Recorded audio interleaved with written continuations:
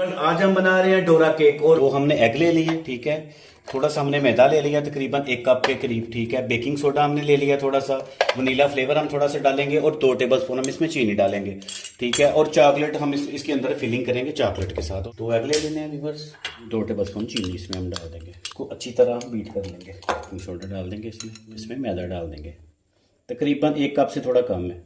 अच्छी तरह हमने इसको मिक्स कर लेना। व्यूअर्स ये देखिए हमने इसको मिक्स कर लिया, इस तरह इसकी लेयर बन गया। इसमें हम थोड़ा सा पानी डालेंगे, तकरीबन 3-4 टेबलस्पून, इससे ज़्यादा नहीं डालेंगे। ये देखें बहुत ही खूबसूरत इसकी लेयर बन गई है, इसी तरह बनेगी। थोड़ा सा हम वनीला फ्लेवर डालेंगे, इतना सा शहद हम डालेंगे 1 टेबलस्पून। 10 मिनट के लिए हम इसको छोड़ देंगे बीट करने के बाद। लो फ्लेम पे हमने चूल्हे को जला लिया, ठीक। जब बबल बन जाएंगे तब इसको हमने इसकी साइड चेंज कर देनी है।